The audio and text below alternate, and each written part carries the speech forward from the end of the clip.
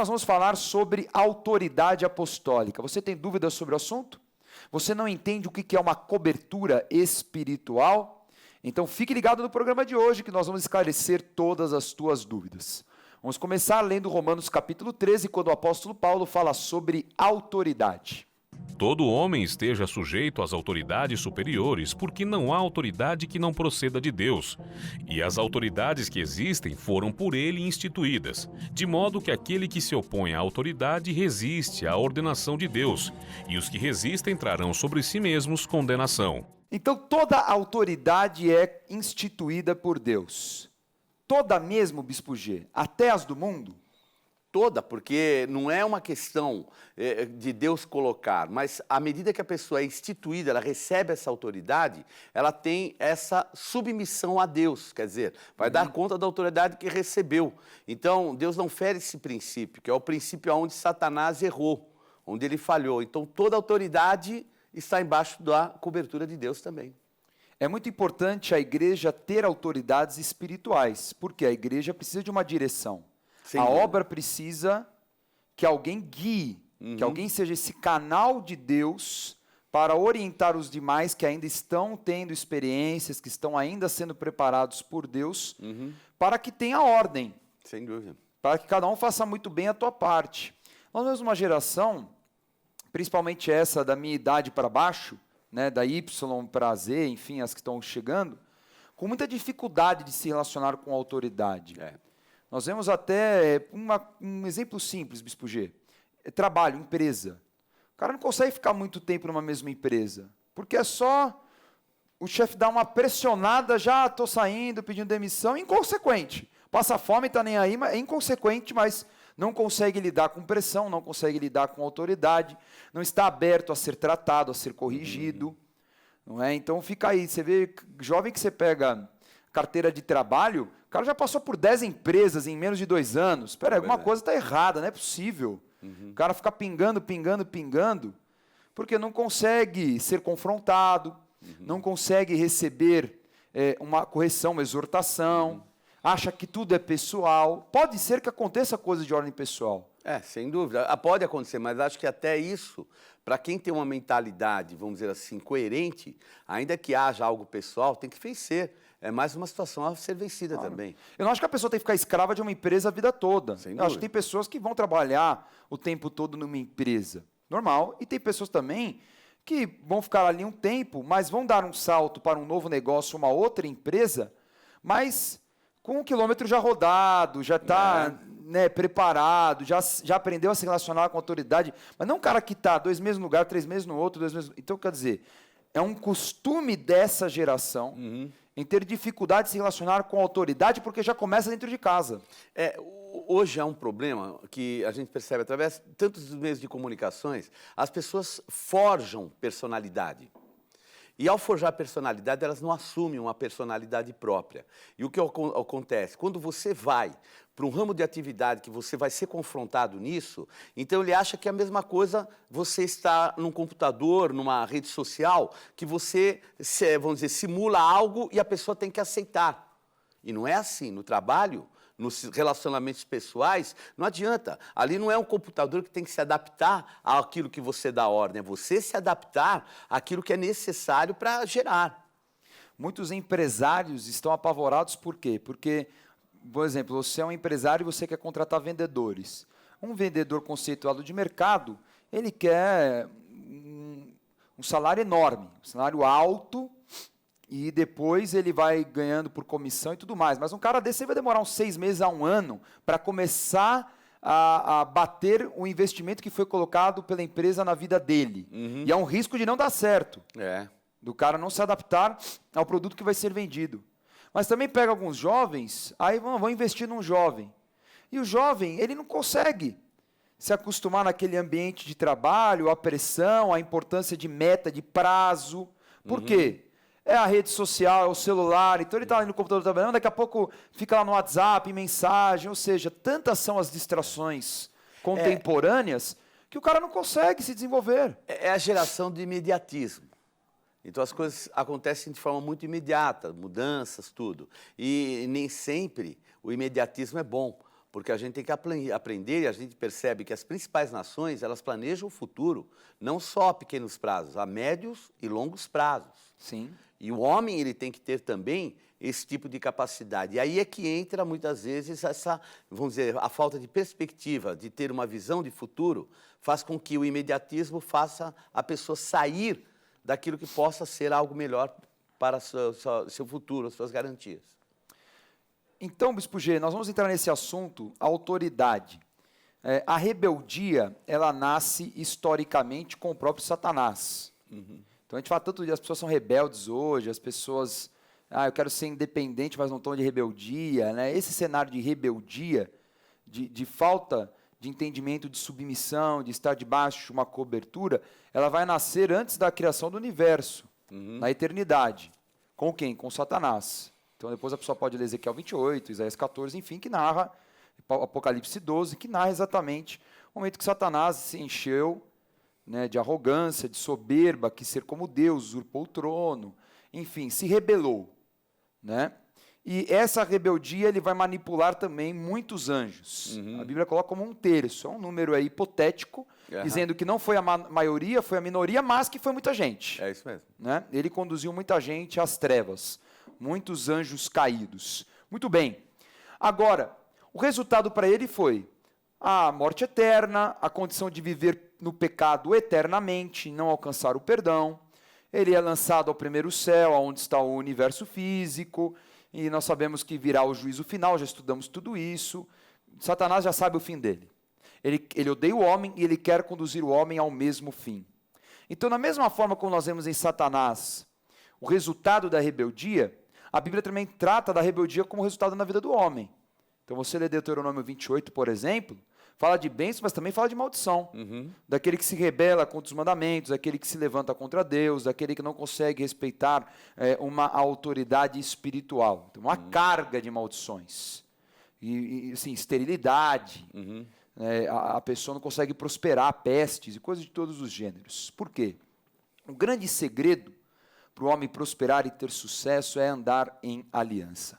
Que dificuldade nós vemos hoje das pessoas andarem em aliança. Então, por isso que o casamento acaba logo, por isso que as coisas acontecem aí no mundo, de uma velocidade absurda, tudo é contrato, tudo um dia ama, outro dia não ama, que amor é esse? Então, o que acontece?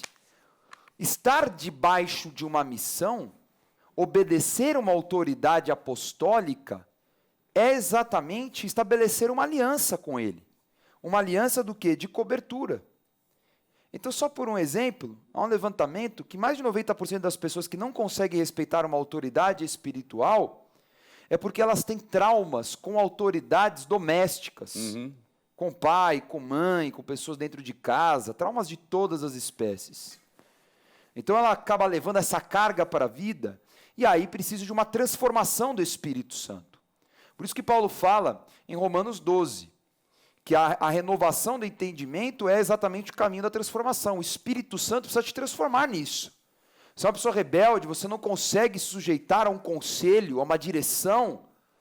Então há algo muito mal, porque você não consegue andar em aliança. Então o conselho de uma autoridade não é para te fazer mal, é para te fazer bem. E sujeitar a isso é vencer a teimosia natural da humanidade. E você obedecendo, você vai encontrar um caminho do envio. E o envio te leva à vitória. Então, trate isso no teu interior, porque a palavra de Deus é clara, o reino de Deus, ele é estabelecido por uma hierarquia, por um princípio de autoridade espiritual. Então, você precisa de uma referência, você precisa de cura. Eu nunca tive referências de autoridade na minha vida. Na igreja você tem. Na igreja você tem pastores, bispos, você tem um apóstolo. Referência é o que não falta. O que você precisa agora é tratar o teu entendimento com estas novas referências de autoridade espiritual. Vamos ver no Getsemane o que Jesus fala a respeito desta luta que nós temos quanto à autoridade espiritual. Por quê? Porque nós estamos no mundo que tem uma autoridade espiritual maligna. Mas nós precisamos estar sujeitos à autoridade espiritual de Deus e da igreja para vencer esta autoridade maligna. Vamos lá. Não peço que os tires do mundo, e sim que os guardes do mal. Eles não são do mundo, como também eu não sou. Santifica-os na verdade, a tua palavra é a verdade. Assim como tu me enviastes ao mundo, também eu os enviei ao mundo. E a favor deles eu me santifico a mim mesmo, para que eles também sejam santificados na verdade. Não rogo somente por estes, mas também por aqueles que vierem a crer em mim, por intermédio da sua palavra, a fim de que todos sejam um, e como és tu, o Pai, em mim e eu em ti, também sejam eles em nós, para que o mundo creia que tu me enviaste. Então olha só que interessante. Nós vemos Jesus aqui orando e falando assim: Senhor, eu não quero que tire eles do mundo. Eu quero que eles sejam preservados, eu quero que eles sejam guardados do mal. Por quê? Porque aquilo que João fala nas suas cartas, que o mundo jaz no maligno. Então, Bispo G, eu posso afirmar que o mundo está sujeito a uma autoridade espiritual maligna. É claro isso na palavra. Perfeito. Não é? E nós estamos estabelecendo o reino de uma nova autoridade espiritual, que é a autoridade de Jesus Cristo. Através do quê? Da igreja. Então, o princípio de autoridade é fundamental para que isso dê certo. Porque se não tem hierarquia, cada um faz de um jeito. A ideia da hierarquia, né, arquê, quer dizer governo. Então, não é só uma questão de submissão. A submissão é de muita importância, é uma questão de governo.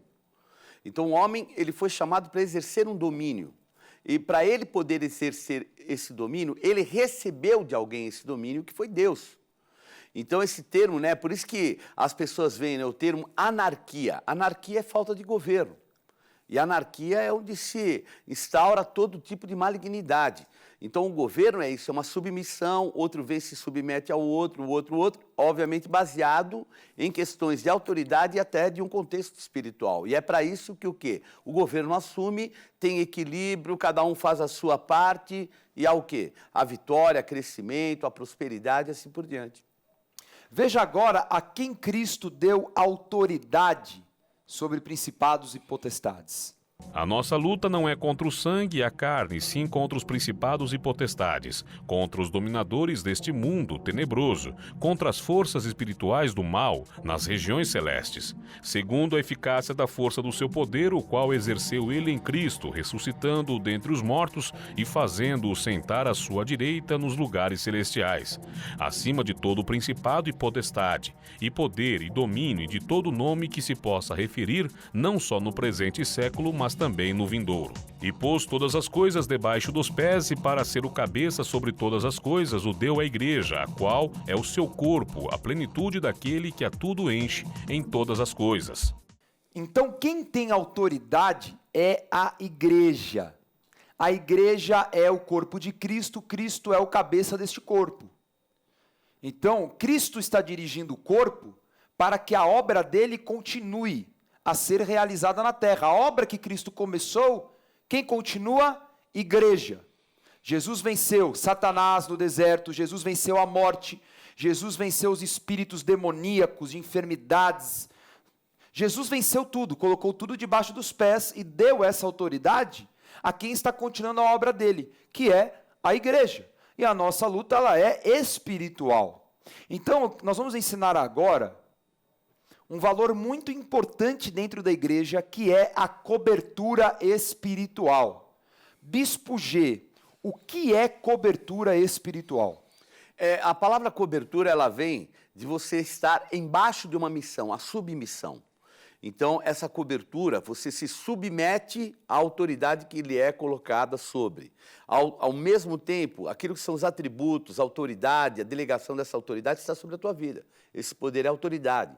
A mesma coisa em oposição acontece.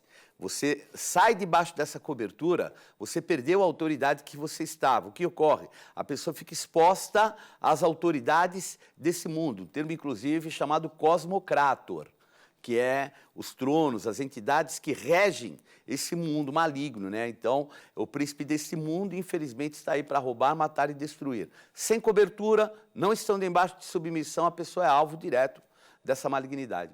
Então, a pessoa que se desliga da igreja, sai da cobertura espiritual, ela se torna esse alvo. Se torna, a não ser que ela, por exemplo, saia abençoada, saia embaixo de bênção, e ao mesmo tempo ela vá, entre na cobertura, mas tem que ser embaixo de bênção. Se não tiver uma bênção, uma ordenação por parte de alguém acima, a pessoa está simplesmente se colocando embaixo do quê? Daquilo que é o seu próprio destino. E aí o que vem? Roubo, morte e destruição. É como um guarda-chuva, né? Tem coisas que atingem espiritualmente uma autoridade espiritual para não te atingir. É isso mesmo. E essa pessoa ela foi constituída para estar ali porque ela pagou um preço para estar ali. As pessoas desprezam muito história. Nós vivemos, infelizmente, numa cultura que despreza história. Não dá valor à história. Não dá valor a preço que foi pago. Então, nós pegamos a história do nosso apóstolo, são 40 anos de ministério dele, mais de 40 anos, e de Igreja Renascer em Cristo, 30. Você não pode desprezar uma história Com certeza. como essa, décadas de preparação, de constituição, de formação. E muitas pessoas desprezam, porque faz parte da cultura. Isso é malignidade da cultura brasileira, que nós vemos no nosso dia a dia, politicamente, economicamente, despreza a história. E você vê que o contexto da Bíblia é muito marcante disso. A sombra do onipotente, embaixo das suas asas. Então, coisas que demonstram muito claro cobertura. Quando o apóstolo Paulo fala que Deus é o cabeça de Cristo, Cristo é o cabeça do homem, o homem é o cabeça da mulher, está falando a respeito de cobertura. Cobertura e submissão. Então, mostrando que há uma hierarquia, até dentro do lar, que a mulher não pode chegar simplesmente e entrar numa rebelião. Quando ela não consegue alguma coisa diretamente com o seu marido, ela vai para o cabeça do marido. Quem é? Cristo. Então ela vai orar e Cristo é que vai, como cabeça, que vai tomar atitudes. Porque as mulheres, muitas vezes, elas pressionam, elas usam de rebelião, fazem todo tipo, às vezes até... como é que posso colocar? Pressões de valores, não te faço isso se você não fizer aquilo, coisas assim que ferem o princípio, que é, vamos dizer assim, universal, que nada mais é do que submissão à autoridade. Eu quero ler aqui um texto, uma história de personagens que não são tão famosos, vamos colocar assim, mas são muito importantes, né? No período de Juízes, Débora e Baraque. Acho que aí está um exemplo bacana, diferente, né, dos muitos exemplos que nós poderíamos dar, do que é uma cobertura espiritual. Vamos ler. Débora, profetisa, mulher de Lapidote, julgava Israel naquele tempo. Mandou ela chamar a Baraque, filho de Abinoão, de Guedes, de Naphtali, e disse-lhe: porventura o Senhor Deus de Israel não deu ordem, dizendo: vai e leva gente ao monte Tabor, e toma contigo 10.000 homens dos filhos de Naphtali e dos filhos de Zebulon, e farei ir a ti para o ribeiro Quizon a Sisera, comandante do exército de Jabim, com os seus carros e as suas tropas, e os darei nas tuas mãos. Então lhe disse Baraque: se fores comigo, irei, porém se não fores comigo, não irei. Ela respondeu: certamente irei contigo, porém não será tua a honra da investida que empreendestes, pois as mãos de uma mulher o Senhor entregará a Sísera. E saiu Débora e se foi com Baraque para Quedes. Acho curioso, Bispo G, porque lá em Hebreus 11, o escritor ele não menciona Débora, ele menciona Baraque. É um conceito meio machista da época, né? Mas é muito interessante que Débora, o que ela fala para ele, fala assim: não, tudo bem, você não quer ir sozinho, você quer que eu vá junto, mas você sabe que foi uma mulher que foi com você e te enviou. E que te deu cobertura. E uma mulher casada. Porque a palavra fala que ela era casada. Mas Deus tinha escolhido uma mulher para ser juíza ali naquela região, né, de Manassés, Efraim, né, Naphtali, enfim, a região norte. Então, nós vemos essa batalha vencendo Sísera, uma batalha épica, que ela vai lá no Monte Tabor, ela levanta o clamor e tudo mais. Mas nós vemos que a vitória de Baraque e daquele exército que era muito inferior aos grandes carros de guerra dos cananitas que vinham com Sísera, só foi possível por quê? Por causa de um envio, de uma cobertura. Débora ali orando, interferindo espiritualmente, e as coisas aconteceram. E Baraque, que, entre aspas, se submete a essa direção. Entre aspas, eu digo, porque ele pressiona ela e fala: não, só vou se você for comigo. E ela vai. Mas ela mesma já fala: então, olha, a honra que era para ser dada a você vai ser dada a uma mulher. É isso mesmo que você quer? Então, tá bom. E aí, ele não pega só uma mulher para matar o grande general Sísera, porque o grande general Sísera seria o trunfo de Baraque, que era o general, era a pessoa, né? Sísera era o né, o cara, o grande inimigo. Aí cai na mão de uma mulher chamada Jael, que nada mais é do que uma mulher das areias, uma mulher midianita. Quer dizer, o roubo. Que estava fazendo parte do reino cananita na época, que por motivo, né, encravou uma estaca na cabeça dele.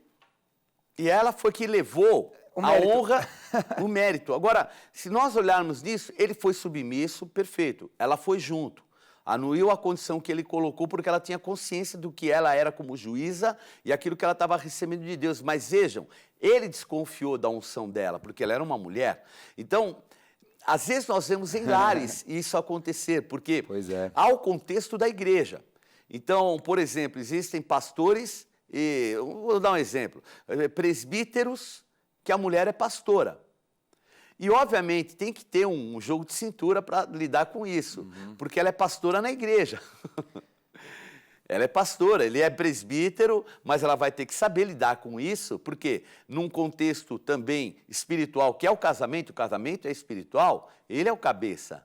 Então, esse equilíbrio é muito importante. E não ferir de um lado e do outro também.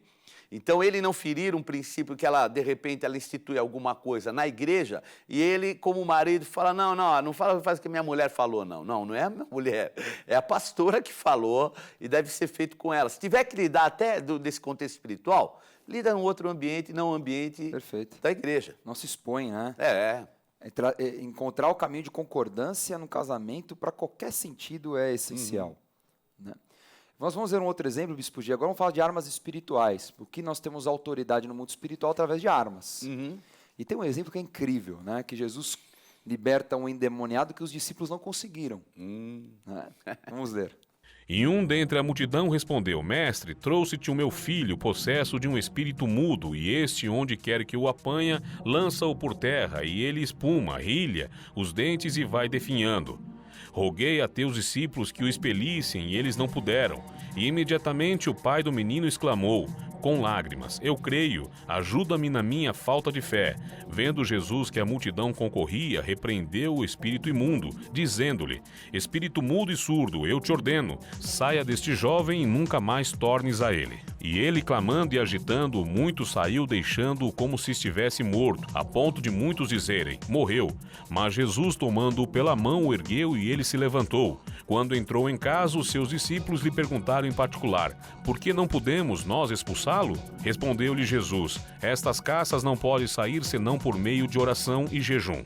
Então tem castas e demônios que somente com jejum e oração. Por que faltou autoridade? Porque não estavam consagrados, não estavam santificados, está faltando oração, está faltando jejum. Estava muito no oba-oba, né? Festa, Jesus cura, deixa o que ele faz. Aí quando sobrou para eles, cadê Jesus? Chama Jesus, pelo amor de Deus. Ó Jesus, eu vim aqui com meu filho está endemoniado, está jogado no chão e tudo mais. Os seus discípulos não conseguiram expulsar, estão ali discutindo, perdendo tempo com os fariseus que estão tirando uma onda deles. Por favor, expulsa o menino que está aqui, né, rilhando os dentes, babando, espumando, se jogando no chão, um negócio louco. Então Jesus fala, ó, faltou oração, faltou jejum e faltou discernimento. Então, mas o que é interessante aqui, Dani, é a forma que Jesus fala que é forte. Ele fala as duas características que houve ali. Primeiro, incredulidade. Ó, geração incrédula e perversa. Quem que eram os incrédulos? Os incrédulos é que eles estavam orando e não estavam crendo. Mas e os perversos? Perversos eram os apóstolos. Como é que eles estão? Em meio ao momento de guerra espiritual, teve um monte da transformação, teve ali toda aquela, a marca do mover espiritual, vai expulsar um demônio, não jejua, não ora. É perverso, quer dizer, já te falei para fazer isso, você não está fazendo. Então Jesus foi bem incisivo, né? Está em pecado.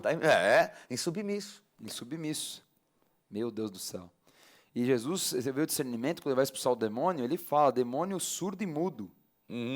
Não é? Então, tem coisa que só oração e jejum revela. Então eles ficavam lá, sai, e não saio. E não vai sair, por quê? Porque não estão preparados. Essa dinâmica da oração e do jejum, ela é essencial para o homem de Deus, para exercício de autoridade. Porque ela, de uma certa forma, o jejum e a oração, ela te condiciona. E esse condicionamento é um condicionamento espiritual que faz com que amplie a tua fé. Então, você começa a confrontar o mundo espiritual, você começa a perceber que você está exercendo essa autoridade, amplia a tua fé, e nós sabemos, é a fé que remove os montes. Então, aí é que Jesus comenta, se vocês tiverem fé como uma semente, vocês teriam feito o que era necessário fazer.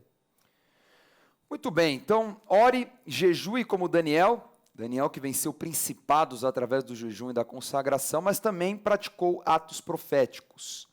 O ato profético é essencial, a consagração, a atitude de um voto, a atitude de uma palavra liberada, a palavra profética. Vamos ler, olha o que a palavra fala, crede no Senhor vosso Deus e estareis seguros, crede nos seus profetas e prosperareis. A palavra profética ela é essencial como uma arma de autoridade no mundo espiritual. Profetizar mesmo. Ligar no mundo espiritual a transformação. Como é que você tem usado a tua boca? Para reclamar, para blasfemar, para ficar murmurando? Use a tua boca para ligar a transformação. Use a tua boca de forma positiva para que o Espírito Santo possa se mover. Olha só o que é a palavra profética. A palavra profética é aquela que sai do altar para nos exortar, consolar, edificar e está em total concordância com a Bíblia. Esta palavra também pode sair de nós. Como está escrito, mas o que profetiza fala aos homens, edificando, exortando e consolando. Então, além de eu exercitar a palavra, eu preciso receber a palavra. O que você vai encontrar num culto na igreja? Ensino? Vai. Cura? Com certeza. Libertação, salvação, mas também vai encontrar palavras proféticas, palavras que vão te impulsionar a você viver transformação, a você vencer e superar todos os desafios e receber a autoridade para repreender demônios, assim como o louvor também. O louvor, a adoração, derruba prisões espirituais. Então, de vez murmurar, coloca um louvor na tua boca, glorifique o nome do Senhor Jesus, e você vai vencer todas as prisões que têm impedindo a tua caminhada. Então fique atento, porque Deus tem grandes coisas a fazer na tua vida e chegou a hora de você exercer a sua autoridade apostólica. Estamos terminando a nossa aula sobre autoridade apostólica, vamos falar mais 2 fundamentos essenciais, a santidade e a lei da semeadura. Então, vamos ler Hebreus 11, versículo 6, porque a fé é a base da santidade e da semeadura. De fato, sem fé é impossível agradar a Deus, porquanto é necessário que aquele que se aproxima de Deus creia que Ele existe e que se torna galardoador dos que o buscam. Sem fé, nada é possível. Somente com fé você vai construir uma vida de santificação com Deus. Então, o que é santidade? Santidade consiste em um processo contínuo e incessante de aprimoramento e aperfeiçoamento de nosso caráter, cujo referencial é representado pelo padrão, modelo de Jesus Cristo. Esse processo não tem fim enquanto estivermos na terra. Não há um limite para a santidade. Quanto mais você se santifica, maior deverá ser sua busca pela santificação. É isso que o escritor de Hebreus fala.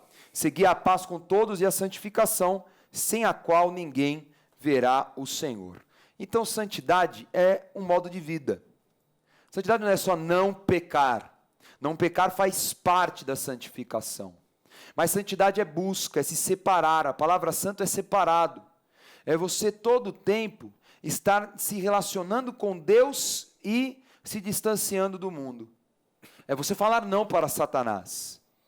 É você falar, a minha aliança é com Deus e eu não abro mão. Então é muito mais profundo do que apenas não pecar. Aliás, sobre pecado Paulo fala, você tem que fugir. Fugir de toda oportunidade, de toda possibilidade que possa te fazer tropeçar. Então santidade é um modo de viver e que você viva desta forma em nome de Jesus. Por fim, vamos falar sobre a lei da semeadura. Vamos ler? Gálatas capítulo 6. Não vos enganeis, de Deus não se zomba, pois aquilo que o homem semear, isso também ceifará. Porque o que semeia para a sua própria carne, da carne colherá corrupção. Mas o que semeia para o Espírito, do Espírito colherá vida eterna. E não nos cansemos de fazer o bem, porque a seu tempo ceifaremos, se não desfalecermos.